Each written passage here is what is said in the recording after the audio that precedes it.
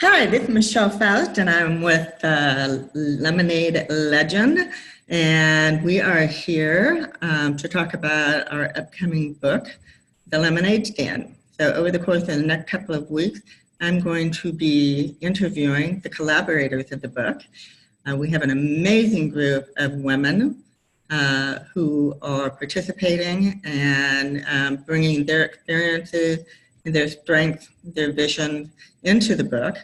The tagline to the Lemonade Stand is from sour to sweet, inspiring women's stories of strength and success. So we're going to talk a little bit about the book, but first I'd like to hand it over to Donita Wheeler, who just give us a little brief bio on you so we know something about you as we start talking. Hi, I'm Donita. Thank you, Michelle. And I just want to thank you so much for letting me be one of the collaborators and a part of this project. I feel like it's really going to be a fantastic ability to really highlight women who have been through a rough go and could have given up and didn't. And this is, our story's kind of like how we shine now and how we did turn our lemons into lemonade. So thank you for that. And I am a 4-time cancer survivor. I had triple negative breast cancer. I had ovarian cancer twice. And then I recently had melanoma. And I took my survivorship and I turned it into a company called Mama Bear Cancer Support, where I have online products, courses, things like this. I'm working on a book with you, the Lemonade Stand book, and I'm also working on a personal book, so it's a very exciting time for me, and I really am honored to be a part of this project. And I took my company and my survivorship and I turned it into something that I hope other people can join, a community that they never feel alone. So I think that that's important support. And, in us writing this book, collaborating together, we've come together as a group too. And that's fun and nice to see. Thank you for doing that. Actually is probably one of the best unexpected outcomes is how well the group is gelling. So it's not a bunch of women off writing their story and sending it in. We're talking together and we're sharing and supporting each other. And I just think that's fantastic. So I've been very excited about that. Well, and it's great in that, like, somebody, we do some more business type work in the group sometimes, and everybody's opinions are very equally weighed. And, it's just a very respectful group. And I think that's one of the side effects of survivorship of whatever it is that you came through the other side of, is that, you know who you want to be around and who you want to spend your time with, and you don't want to waste any time with people that don't share that same energy as you.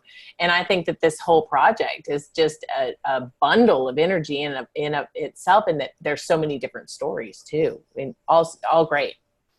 Yeah, and that's very varied, and which is certainly what we were looking for in having different topics and different situations. And in fact, when I first had my vision of this book, it really came out of my podcasting and talking to entrepreneurs and people who are successful, had great things to talk about, but it was more business entrepreneur oriented.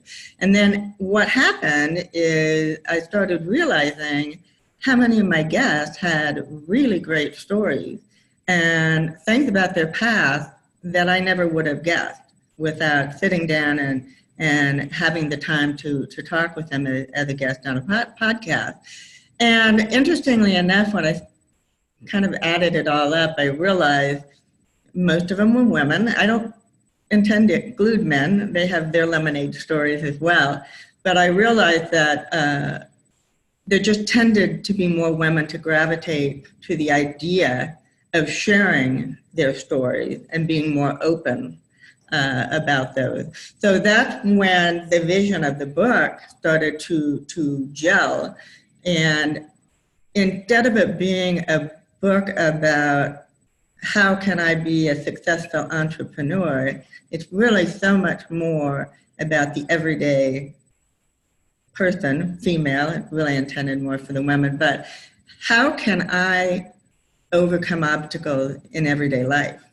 And, those obstacles may be business obstacles, but they may be family or health but what I started seeing is that it was having that vision more powerful than the fear, or more powerful than the obstacles. And so what I would ask you, Donita, is I can't imagine even hearing the diagnosis of cancer. I fortunately have not been in that position, but for 4 times there, I'm going to guess you had some fears going on and that you really had to power through those.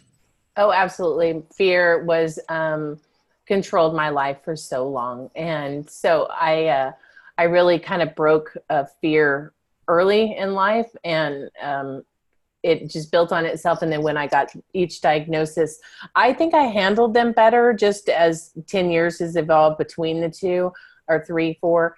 But fear absolutely controlled me. For over a year, I stayed in my house when I was recovering from the chemo and radiation. I painted every room in my house. I mean, not like anything special, just regular paint on the wall. But it was easy for me to stand there and paint. It was productive. I was doing something. I was changing something. You're changing the color. And I don't think when I paint. I don't know why. I don't know what about painting makes me not think. But I found it to be very therapeutic. And in that literal painted every room in my house, which I really wish I hadn't done because I just repainted every room to sell my house. So that was not a good idea. But it was it was how I put myself together and I was not done, and that my kids needed me, and I had to go on, and I had to face this fear, and I had to figure out how to deal with it. And I had to figure out multiple ways to deal with it, because you can't manage fear with the same way every time. It just depends on the situation. And if you have an arsenal in your pocket to be able to deal with all different kinds of fears, that's what I've kind of tried to do. I've tried to put together all the ideas and all the different fears that I've gone through in my life, which cancer was a huge part of it. But then there's also one time I had a tear in my dura sac, and I was in the hospital for 10, 12 days. That's horrifying. And then, just, I have a whole series of things, it seems like. And I feel like if I went through all this at 51, then I have another 50 years. Well, I want to live to be 105. I want to outlive my Nina, and she died at 104. I want to be the next longest family member. But I realize I have 50 years to share and to teach and to help other people that are going through these same things, and maybe help them manage their fear earlier on than I did. So that's why I joined the book. I saw that up, and I was so excited about that. And, I'm glad it evolved into where it is. And I don't necessarily know that men are excluded, like you said, but what happens, and I've seen with this in many occasions, is that they don't talk, and that it's a problem. Like when some investors called me recently to find out where there was a gap in the community, the cancer community, I said, with men. They don't go to support groups. They don't talk. They'll publish a book, very few, very, very few compared with the women that do. Just everything like that. It's not that. It's just they don't talk that. It's not in their way of processing.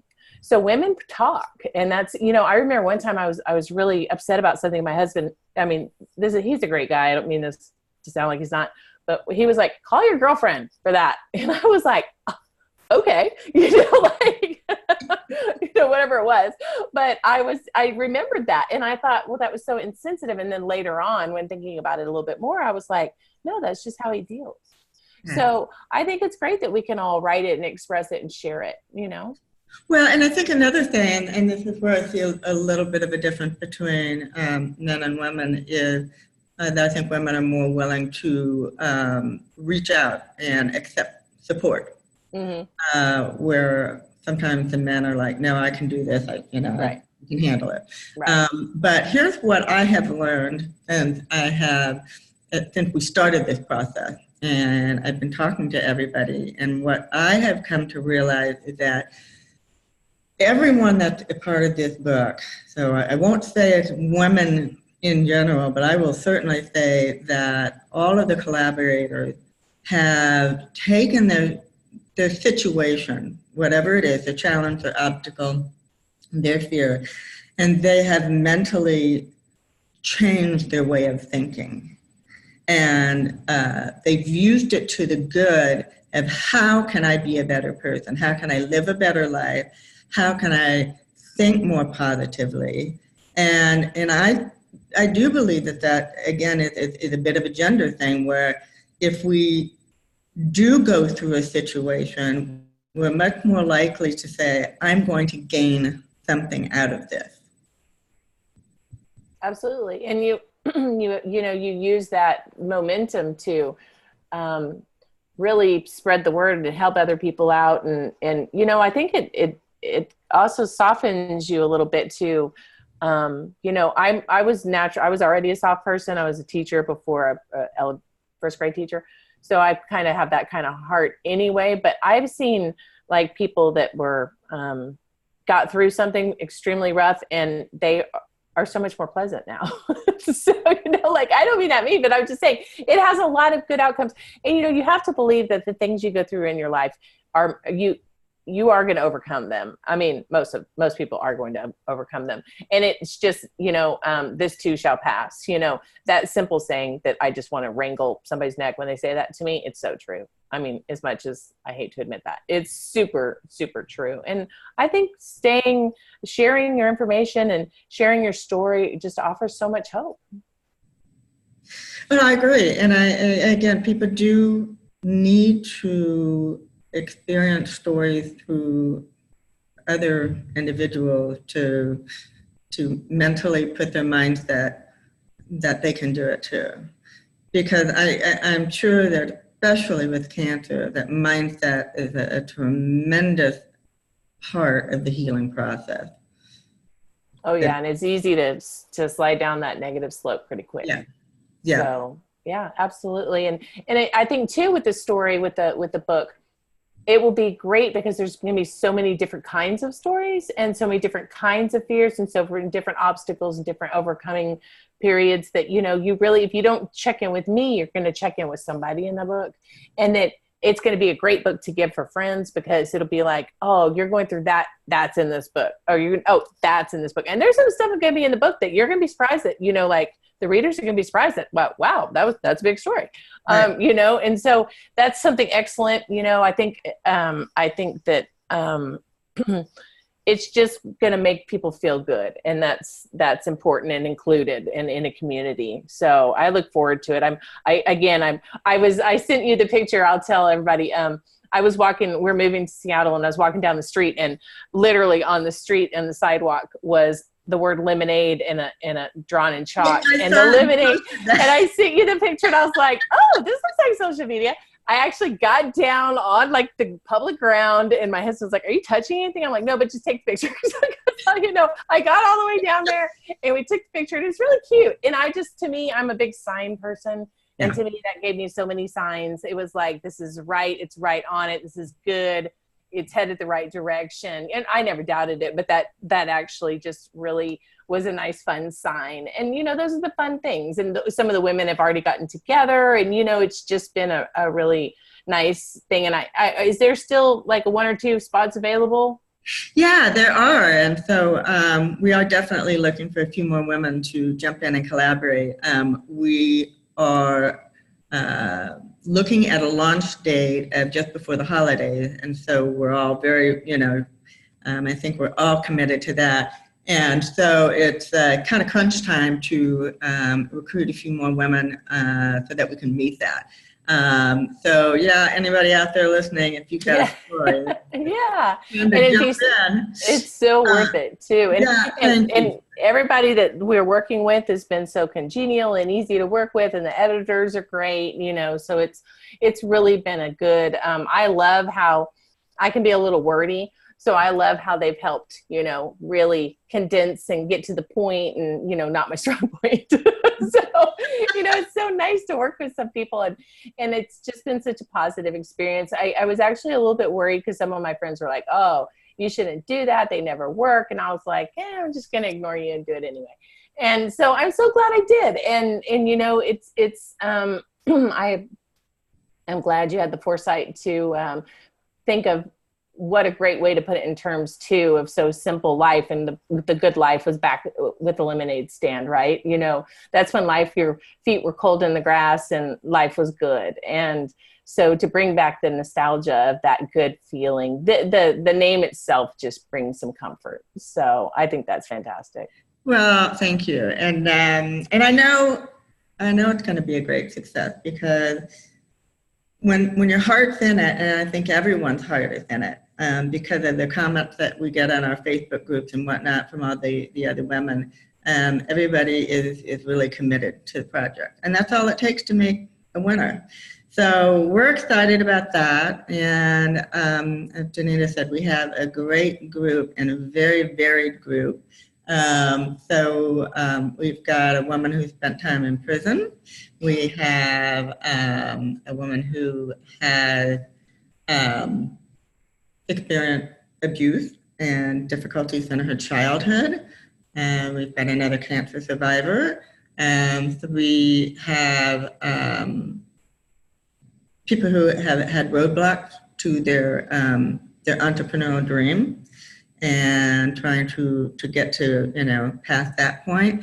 So we've got a lot of different stories that are going to resonate with a lot of different people. And I know for myself, I've got a chapter in the book, and, one of the things is that I've always tried to hide myself. So I have a severe hearing loss, and I spent most of my life trying to hide that and make people think that I'm absolutely, completely normal.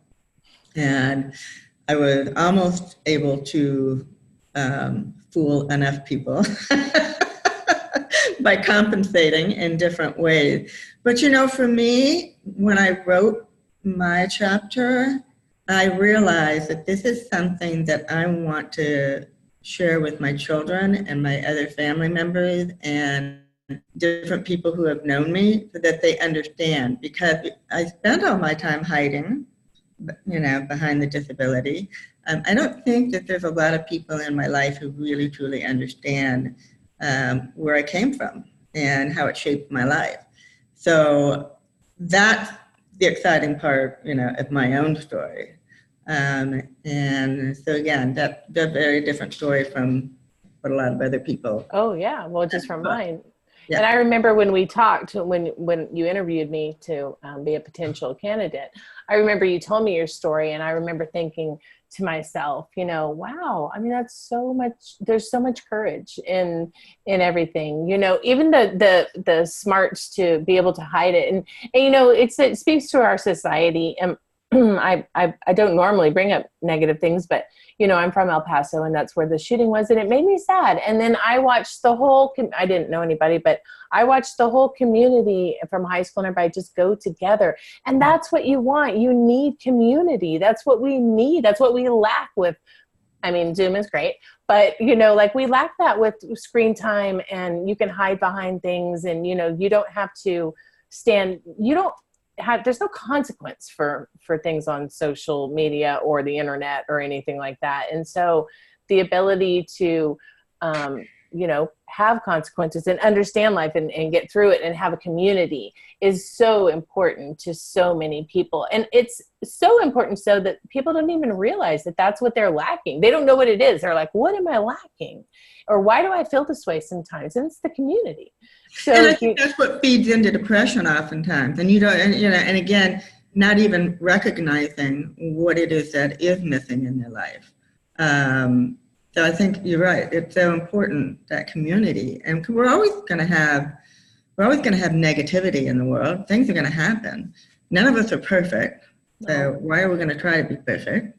And why should we have that perception in the world that we're perfect? But anyways, here we are, two imperfect souls that are going to share our story and help somebody else out, right? Because that's what it's all about, and that's what makes it a feel good thing. And feel good things are what we need. That you can get great information, business information, all that online, but to feel included and to feel part of something that makes you feel better about yourself is so, so important in today's time. It's always been important, but it's really important now because it almost falls on this type of community to fill that gap that's not being filled, because we don't really have physical communities much anymore. So Actually, a great segue to, I think we shared a lot about the book, and I'll be sharing more in upcoming uh, interviews with my collaborators, but good segue to talk about what you do to support, your particular community, cancer community, and elsewise. So I think what you do, Donita, is so important. Um, I just, I have to tell you, four-time cancer survivor. I don't think I've ever even heard that. So you have. So I'm a believer. So I'm going to say God has a plan for you. I feel And, that. yes, and that there's a reason that you've been able to push through the cancers that you've had. So tell us more about what you're doing with that and how you're helping other cancer victims. Okay. Well, I started about 3 years ago. I opened a company, Mama Bear Life Coach, and then I changed it to Cancer Support. And now I've been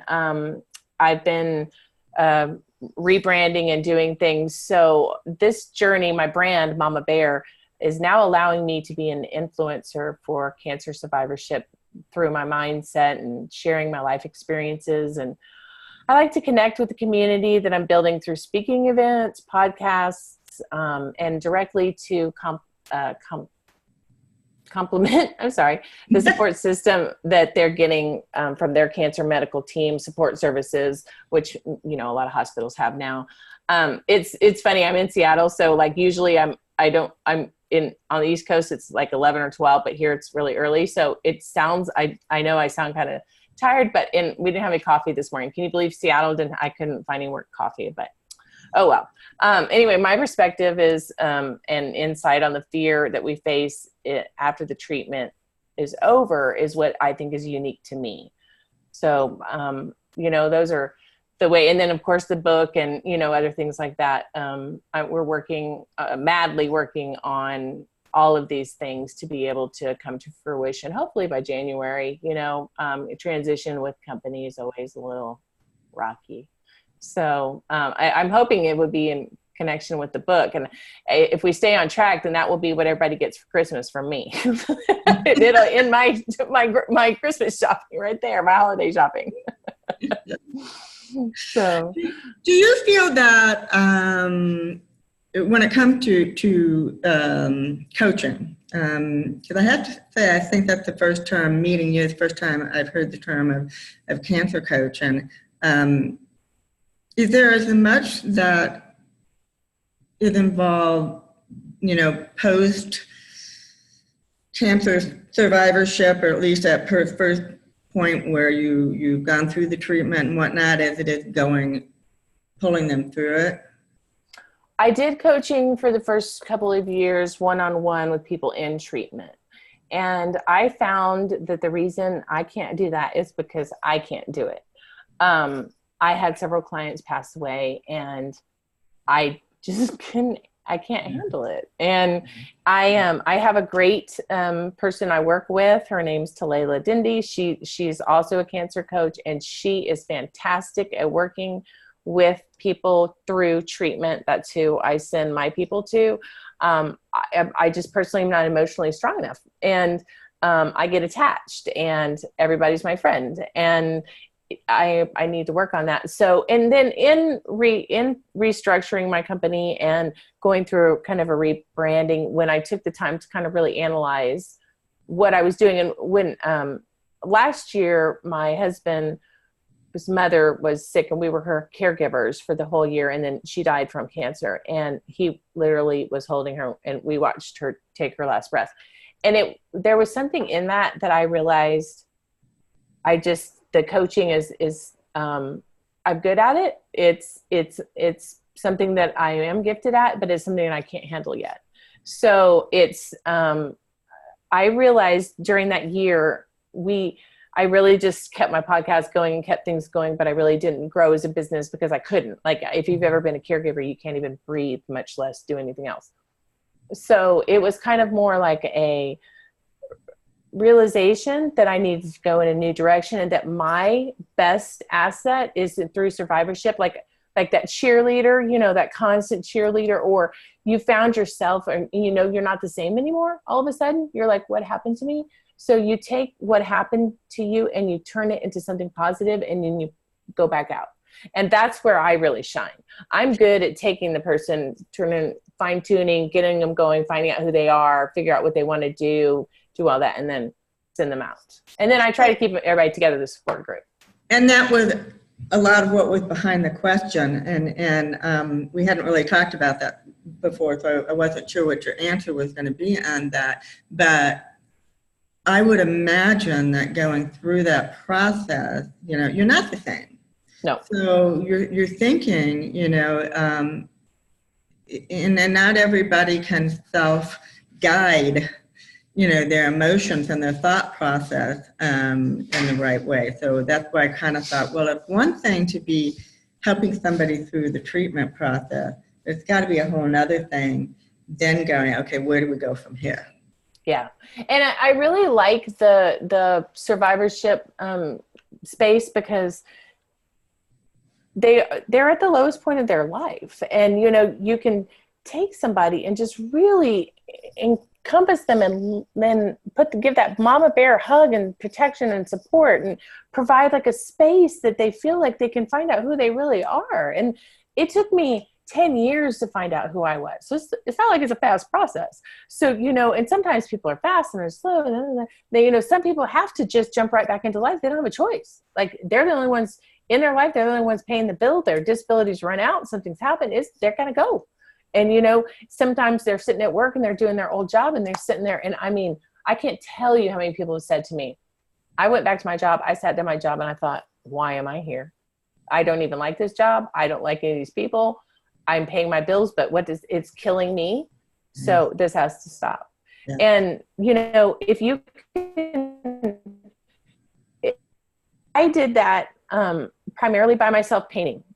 So, you know, like I wished I had a mama bear, and that's where I saw the gap. And that's where I said, there's got to be a mama bear. I mean, that's just kind of my personality. So, you know, like, I just scoop up everybody that's not in a community, and let's have our own community, because you know, really nobody needs to be left out or feel like they have to do anything alone. There's so many people in the world. It's ridiculous to do something by yourself, like, especially that huge. I mean, it's different to wash the dishes by yourself, but I mean, like, to, you know, to change your whole self. Or me personally, I started a company, you know, like I if somebody knows negative amount about business, that would be me. So coming from a negative point of business, you know, I just got up to even. And then I was like, okay, I just brought it up to even, and I'm clearly not cut out for like all this other stuff.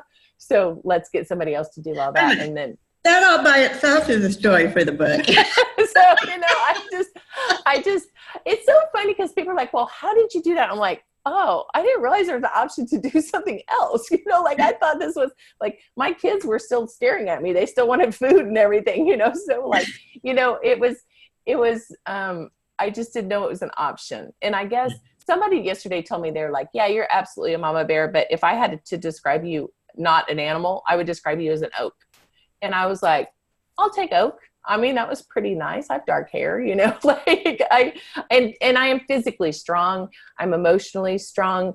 If I'm prepared, if you catch me off guard, I might not be that strong, but, you know, I do what I can to be, there in the cancer space. And I guess my new fun phrase that I really like actually is, I'm an influencer in the cancer space. So that's a nice title. I think it's kind of new, and I don't necessarily want to be compared with some other influencers out there, but I think it's a nice word, and I appreciate that title. Yeah, and I like that. And one of the things that I'm learning, because I'm a part of different mastermind groups and mentors and coaches and wonderful people out there, and one of the things that I learned is that you really need to define yourself as your specialty. You know, and you need okay, so I've been content writing for years. Well, content writing, you know, specialist. That doesn't mean much. But then as I shifted, and my business rebranding has been Lemonade Legend. That's only because I love it. stan.com was already taken. So lemonade because I found my niche. Because through writing, the process of putting this book together, I have realized that if these kinds of women or people in general, I want to write about the lemonade story. I want to give them exposure, whether through a podcast or through a book, or maybe they just need content writing and exposure on social media. But those are the people I want to work with because they empower me, they fill my heart and my soul. So my specialty is I'm not just a content writer, I am a breakthrough content specialist. There you go. It's the people who, had the breakthrough moments that I really want to connect with and share their story out there because they're pretty special people. Yep. And Donita, you're very special to me. And I'm so honored to have you with the book and as a friend and supporter and colleague. And you are the first guest because you were the first one to jump on board. Thank you. Aww. I know, I'm so excited. That was a lot of trust, to say, okay, I'm going to do this, but I didn't have a really, great foundation. So at any rate, this podcast will be recorded and is being recorded, and we will be putting it out through social media, through YouTube, different avenues. And I will share, when I'm doing that, I will share all your information, so people know how to get in touch with you. But basically, if you go on Facebook and look up Mama Bear Donita, you're going to pop up that way. There I am. And I look pretty much exactly like this. My photographer was like, I've never seen somebody look so consistent for like 5 years. I was like, that's because when I was bald and my hair grew back in, I won't let anybody touch it. Like they go to cut it and I'm like, put the scissors down and back up. And I have no color on it or anything. So it's kind of like, it's like my first prize ribbon and you can't have it. Yeah. You earned that hair. Yeah, that's right. And you are not cutting it. So what if it doesn't grow back? So, thank you so much. The honor's mine. And I'm very much looking forward to this. And I'll be sure and put this up on my social media as well. And thank you for the opportunity to speak about my company. I appreciate that. And I look forward to the publishing of the book. Yay, woo! What a party it'll be. All right. Well, we'll close up with that. Thank you so much. And just we'll push this out and push it out to the world just as fast as we can because this is definitely stuff that's worth hearing. And again, I thank you. And with that, I wish you a very, very great afternoon. You as well.